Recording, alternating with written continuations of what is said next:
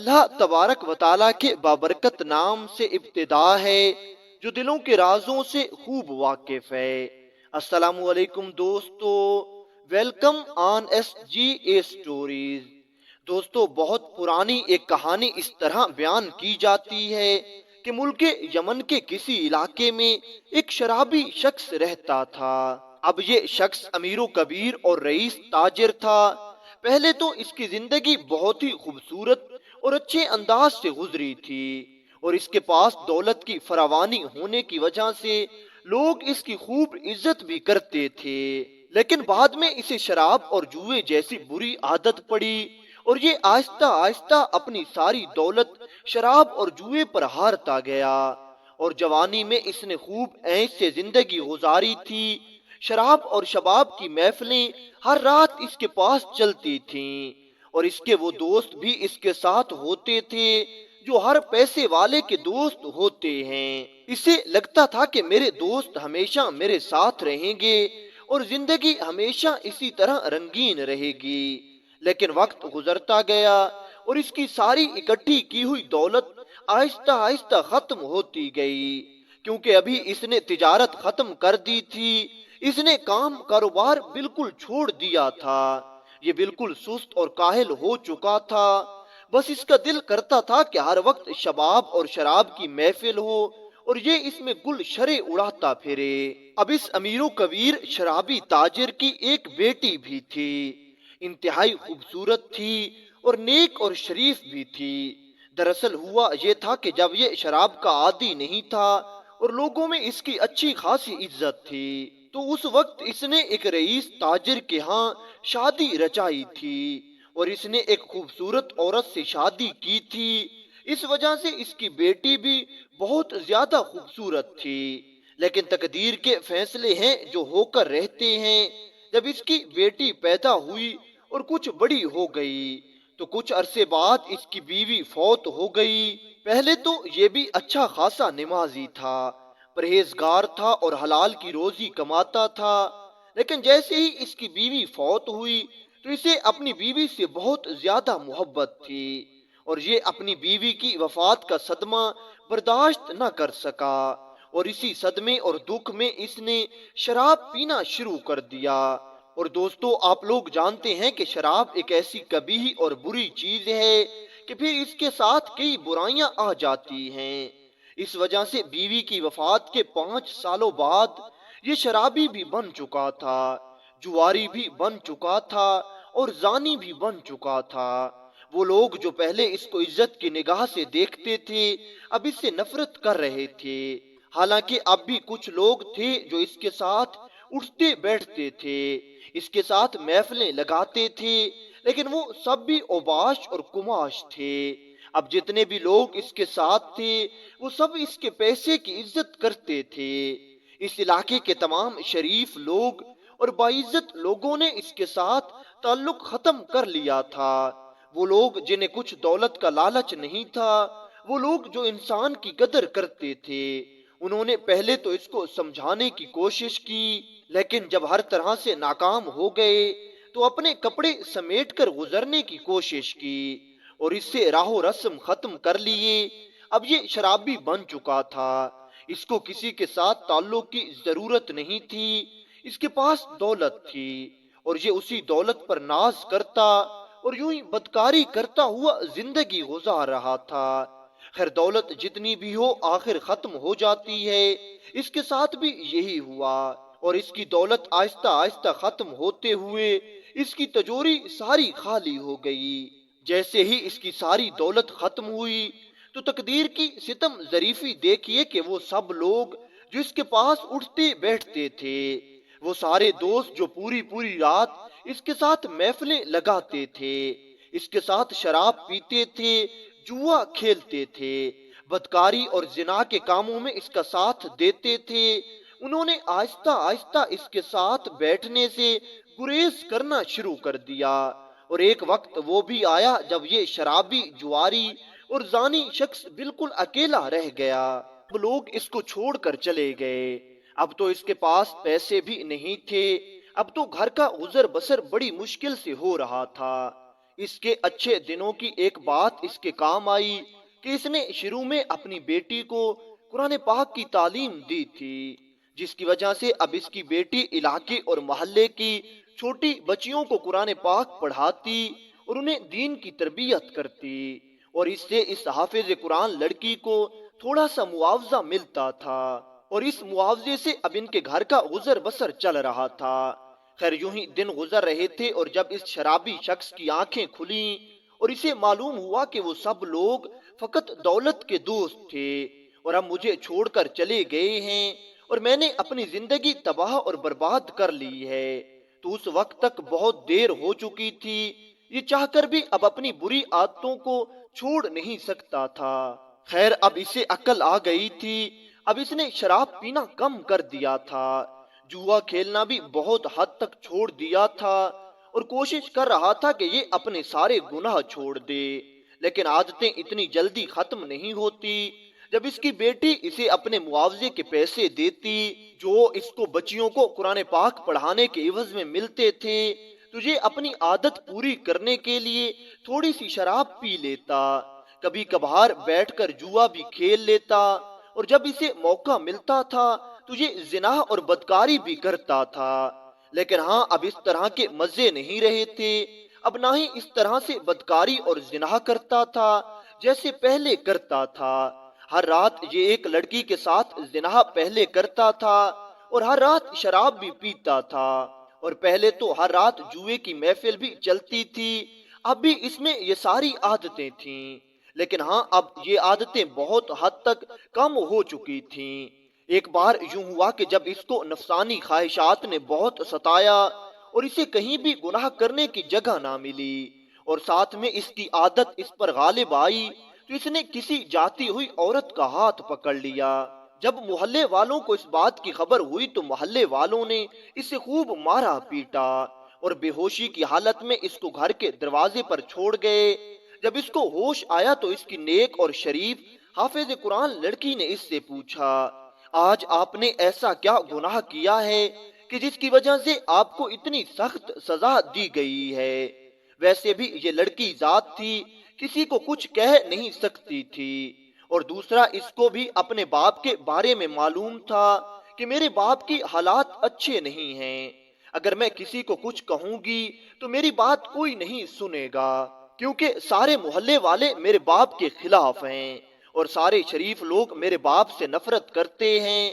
اس بیچاری حافظ قرآن لڑکی کو اپنے باپ کی اس حالت پر رحم آتا تھا، کیونکہ وہ جانتی تھی کہ اب میرے باپ کی یہ عادتیں بن چکی ہیں اور میرے باپ کی یہ عادتیں بہت پرانی اور گہری ہیں اور عادت انسان اتنے جلدی چھوڑ نہیں سکتا، لیکن یہ پھر بھی اپنے باپ کو سمجھاتی رہتی تھی اور باپ کو نصیحت کرتی تھی کہ آپ اللہ تعالیٰ سے دعا کریں، خود بھی اللہ تعالیٰ سے دعائیں کرتی تھی اور باپ سے بھی کہتی تھی کہ اللہ تعالیٰ سے معافی مانگیں، اللہ تعالیٰ جب آپ سے راضی ہوگا تو آپ کے حالات بہتر ہو جائیں گے، اور دولت کا کیا ہے، وہ تو ویسے بھی آنے جانے کی چیز ہے، آج ہے تو کل نہیں ہے، آج نہیں ہے تو کل ضرور ہوگی۔ لیکن یہ باپ اپنی بیٹی سے کہنے لگا، بیٹی میں کیا کروں، میں مجبور ہوں، میں جان بوجھ کر اب جوا نہیں کھیلتا، میں جان بوجھ کر اب شراب نہیں پیتا، میں جان بوجھ کر بدکاری نہیں کرتا، لیکن جب مجھے اپنی عادت مجبور کرتی ہے تو پھر میں ان گناہوں کی طرف بے ساختہ چل پڑتا ہوں، اور جب میں یہ گناہ کر لیتا ہوں تو بعد میں مجھے پچھتاوا اور شرمندگی بھی ہوتی ہے۔ باپ کی یہ بات سن کر بیٹی کے دل میں ایک طرح سے خوشی کی لہر جاگ اٹھی، کیونکہ یہ بیٹی جانتی تھی کہ اگر میرے باپ کو شرمندگی اور پچھتاوا ہو رہا ہے تو یہ ایمان کی پہلی نشانی ہے۔ خیر بیٹی نے بھی اپنے باپ کے حق میں دعا کی اور اس شرابی شخص نے بھی اپنے حق میں دعا کی کہ یا اللہ مجھے ہدایت دے، تو میری مشکل آسان کر دے، اور وہ دن بھی گزر گیا۔ کچھ دنوں کے بعد پھر یہی ہوا کہ جب اس پر نفسانی خواہشات غالب ہوئیں تو اس نے کسی لڑکی کو پکڑ لیا اور اس کے ساتھ زنا کرنے کی کوشش کی۔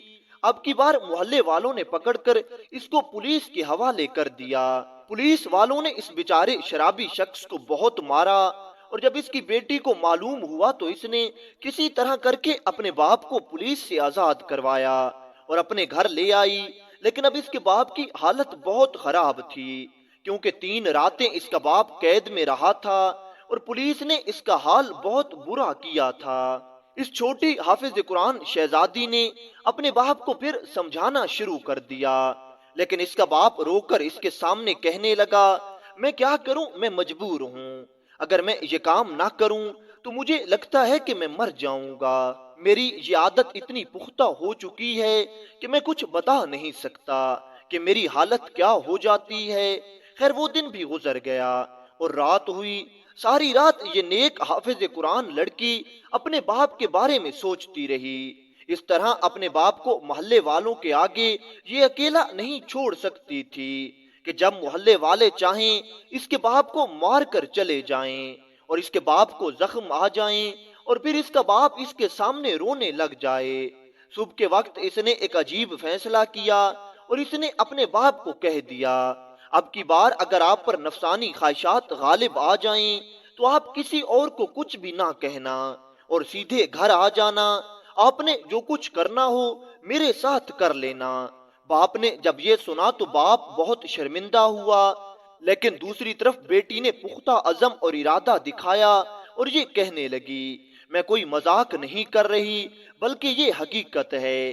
پھر باپ نے منہ پھیر کر دوسری طرف جانا مناسب سمجھا اور یہ دوسری طرف چلا گیا اور بیٹی وضو کر کے اللہ کے حضور سجدے میں چلی گئی اور اللہ تعالیٰ سے رو رو کر دعائیں کرنے لگی کہ میں نے فقط اپنے باپ کی خاطر اتنی بری اور اتنی بڑی بات کہہ دی ہے۔ اے میرے مالک، اے میرے خالق، تو میری لاج رکھنا، اے میرے مالک تو میری حفاظت کرنا۔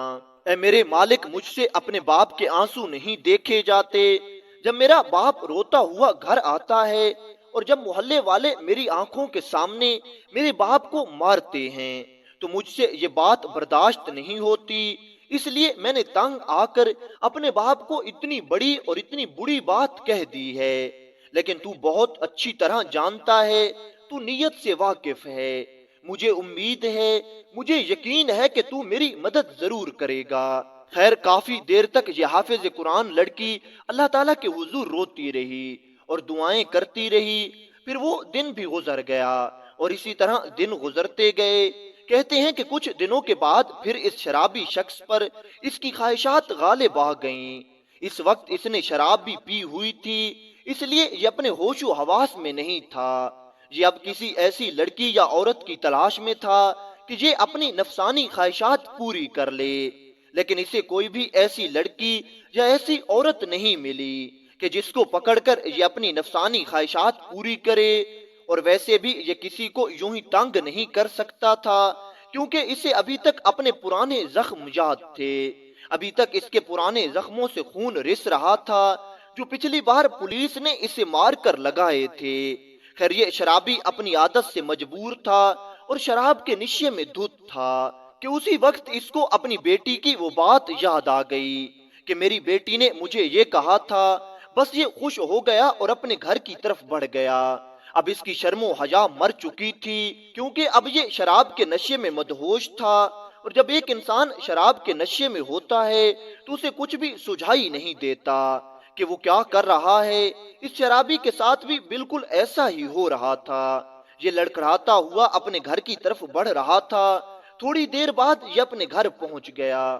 پہنچ کر اس شرابی شخص نے شراب کے نشے میں اپنی بیٹی کو آواز دی اور پکار کر کہنے لگا، میری بیٹی ادھر آؤ۔ وہ بیچاری حافظ قرآن لڑکی اس وقت کمرے میں قرآن پاک کی تلاوت کر رہی تھی۔ اسے معلوم بھی نہیں تھا کہ میرا باپ کس نیت سے اور کس ارادے سے آج گھر میں داخل ہوا ہے۔ اس وقت اس حافظ قرآن اور نیک لڑکی کے پاس کچھ بچیاں قرآن پاک پڑھ رہی تھیں۔ اس حافظ قرآن نیک لڑکی نے جیسے ہی اپنے باپ کی آواز سنی تو فوراً اپنے کمرے سے باہر نکل آئی اور صحن میں آ کر دیکھا تو اس نے دیکھا کہ اس کا باپ لڑکھڑاتا ہوا اس کی طرف بڑھ رہا تھا اور ساتھ میں یہ کہہ رہا تھا کہ میری بیٹی، آج میں اپنی عادت سے مجبور ہو گیا ہوں اور آج میری نفسانی خواہشات مجھ پر غالب آ گئی ہیں۔ آج میں اپنی خواہش تم سے مٹاؤں گا، تم میری بات مانو اور جلدی سے میرے پاس آ جاؤ۔ اس حافظ قرآن نیک لڑکی نے جیسے ہی اپنے باپ کی یہ بات سنی تو اس کے پیروں کے نیچے سے زمین نکل گئی۔ اس کے تو وہم و گمان میں بھی یہ بات نہیں تھی، یہ تو کبھی سوچ بھی نہیں سکتی تھی۔ کیا ایسا بھی سچ ہو سکتا ہے؟ کیا یہ بھی زندگی رخ دکھائے گی؟ یہ لڑکی بیچاری سوچ رہی تھی کہ میں نے تو ویسے ہی اپنے باپ کی حالت پر ترس کھا کر اس وقت یہ بات کر دی تھی، لیکن مجھے معلوم نہیں تھا کہ میرا باپ اس حد تک اپنی عادت سے مجبور ہو جائے گا اور مجھے یہ دن بھی دیکھنا پڑے گا۔ خیر یہ لڑکی ابھی یہی سوچ رہی تھی کہ اس کا باپ اس کے قریب آ گیا اور اس نے اپنی بیٹی کو زبردستی زور سے پکڑ لیا۔ اب اس شرابی شخص پر ایک تو شراب کا نشہ سوار تھا، دوسرا اس پر نفسانی خواہشات غالب آ گئی تھیں، اور تیسرا شیطان اس کے دماغ پر مکمل طور پر قبضہ کر چکا تھا۔ اس لیے یہ اپنے ہوش و حواس میں نہیں تھا اور یہ اپنی بیٹی کے خلاف بری نیت ذہن میں رکھ کر اپنی بیٹی کا ہاتھ پکڑے ہوئے تھا۔ جیسے ہی اس شرابی اور کبابی باپ نے اپنی بیٹی کا ہاتھ پکڑا تو یہ حافظ قرآن اور نیک بیٹی اپنی ہوش بحال نہ رکھ سکی اور یہ ایک چیخ مار کے بے ہوش ہو کر زمین پر گر گئی۔ جیسے ہی اس کی چیخ کی آواز ان چھوٹی بچیوں نے سنی جو اندر قرآن پاک پڑھ رہی تھیں، وہ فوراً باہر آئیں۔ انہوں نے یہ سمجھا کہ شاید اس شخص نے ہماری استانی کو مارا ہے، اس لیے دور سے کھڑے ہو کر کسی چھوٹی لڑکی نے اس شرابی شخص کو ایک پتھر کا ٹکڑا مارا جو کہ سیدھا اس کے سر پر لگا۔ یہ تو پہلے بھی نیم ہوش میں تھا، اس کو پہلے بھی اپنے ہوش کہاں تھے، اس لیے یہ شرابی شخص پتھر کی تھوڑی سی چوٹ لگنے کی وجہ سے زمین پر گر گیا اور زمین پر گرتے ہی بے ہوش ہو گیا۔ اب یہ دونوں باپ بیٹی وہیں بے ہوش پڑے تھے۔ دوسری طرف ان چھوٹی بچیوں نے جب دونوں کو بے ہوش دیکھا تو وہ فوراً اپنے گھروں کو دوڑ گئیں۔ انہوں نے گھر جا کر اپنی ساری کہانی اپنے گھر والوں کو سنا دی۔ اگرچہ لوگ اس شرابی اور زانی شخص سے نفرت کرتے تھے، لیکن لوگوں کے دلوں میں آج بھی اس کی بیٹی کے لیے بہت عزت تھی۔ آخر وہ ایک حافظ قرآن لڑکی تھی اور ساتھ میں وہ ان بچیوں کو پڑھاتی بھی تھی، اس لیے لوگوں نے جب اس کی بے ہوشی کی خبر سنی تو سب لوگ بہت فکر مند ہوئے اور فوراً سے اس کے گھر کی طرف روانہ ہو گئے۔ جب سارے محلے والے اس کے گھر میں اکٹھے ہوئے اور اس گھر میں داخل ہوئے تو انہوں نے جو سامنے نظارہ دیکھا وہ ایک عجیب نظارہ تھا۔ وہ منظر دیکھ کر انہیں اپنی آنکھوں پر یقین نہیں آ رہا تھا۔ انہوں نے دیکھا کہ وہ لڑکی ابھی تک بے ہوش پڑی تھی، لیکن وہ شرابی شخص سجدے میں سر رکھ کے رو رہا تھا۔ خیر لوگوں نے فوراً سے اس حافظ قرآن لڑکی کی طرف دیکھا جو ابھی تک بے ہوش پڑی تھی۔ علاقے کی عورتیں اس لڑکی کی طرف بڑھیں اور اس پر پانی چھڑک کر اور اس کو ہلا چلا کر ہوش میں لایا۔ جب اس کے ہوش بحال ہوئے تو اس نے سب سے پہلے اپنے باپ کے بارے میں پوچھا، لیکن وہ حافظ قرآن لڑکی یہ دیکھ کر حیران رہ گئی کہ اس کا شرابی باپ ابھی تک سجدے کی حالت میں تھا اور رو رو کر اللہ تعالیٰ سے دعا کر رہا تھا۔ کافی دیر کے بعد جب اس نے سجدے سے سر اٹھایا تو اس سے اس کی بیٹی اور محلے والوں نے پوچھا کہ آخر ایسا کیا ہوا ہے کہ تو ایک بار بے ہوش ہوا اور تو سجدے میں سر رکھ کے رونا شروع کر دیا؟ پہلے بھی تو کئی بار تو شراب پی کر بے ہوش ہو جاتا تھا، آج ایسی کیا خاص بات ہوئی ہے؟ پھر اس شرابی شخص نے سارا واقعہ ان لوگوں کو اور اپنی بیٹی کو بتا دیا اور یہ کہنے لگا کہ میں اپنی عادت سے مجبور ہو کر اپنی بیٹی کے ساتھ زنا کے ارادے سے آگے بڑھا اور میں نے اپنی بیٹی کا ہاتھ پکڑ لیا، اور پھر جب میں بے ہوش ہوا تو میں نے اس وقت خواب میں دیکھا کہ میں مر گیا ہوں، اور جب میرے مرنے کا اعلان ہوا تو کوئی بھی شخص میری میت پر نہیں آیا کیونکہ سب لوگ مجھ سے نفرت کرتے تھے۔ کوئی بھی شخص مجھے دفنانے اور کفن دینے کے لیے میرے گھر میں جمع نہیں ہوا۔ آخر کار میری بیٹی نے ہمت کر کے مجھے غسل دیا، مجھے کفن پہنایا اور مجھے دفنانے کے لیے اکیلی میری بیٹی نے میری میت کو اپنے کندھوں پر اٹھایا اور قبرستان لے گئی۔ قبرستان میں جا کر میری بیٹی نے میری میت قبرستان میں رکھ دی اور ایک مناسب جگہ پر میری قبر بنانے لگی۔ میں کافی دیر تک قبرستان میں پڑا رہا کیونکہ میری بیٹی کمزور ذات ہے اور اسے قبر بنانے میں کافی دیر لگ گئی تھی۔ پھر جب اس نے قبر تیار کر لی تو مجھے قبر میں دفنا کے واپس آ گئی۔ جیسے ہی میری بیٹی مجھے قبر میں دفنا کے واپس آئی تو مجھ پر قبر میں عذاب آنا شروع ہو گیا۔ اتنا کہہ کر یہ شرابی شخص جو اب توبہ کر چکا تھا زاروں قطار رونے لگا اور اللہ تعالیٰ سے ایک بار پھر توبہ کرنے لگا، اور پھر یہ کہنے لگا، میرے دوستو مت پوچھو کہ اس کے بعد میں نے قبر کے عذاب کے بارے میں کیا دیکھا، بس اللہ کی پناہ، میں قبر کے عذاب سے سخت پریشان تھا اور میری حالت بہت خراب تھی کہ اسی وقت خواب میں یہ ندا بھی مجھے سنائی دی کہ اب یہ شرابی شخص ہمیشہ کے لیے اسی عذاب میں مبتلا رہے گا۔ میں نے جیسے ہی یہ ندا سنی تو میں اور زیادہ پریشان ہو گیا۔ میں عذاب قبر میں مبتلا تھا کہ نہ جانے کب مجھے ہوش آیا۔ میں نے جیسے ہی اٹھ کر اپنا وجود دیکھا تو وہ بالکل صحیح سلامت تھا۔ پھر میں نے اپنے گھر کو دیکھا تو مجھے سمجھ آ گئی کہ یہ سارا کچھ میں نے خواب میں دیکھا ہے، لیکن میں نے خواب سے سبق لیا اور مجھے معلوم ہو گیا کہ یہی میرا انجام ہوگا۔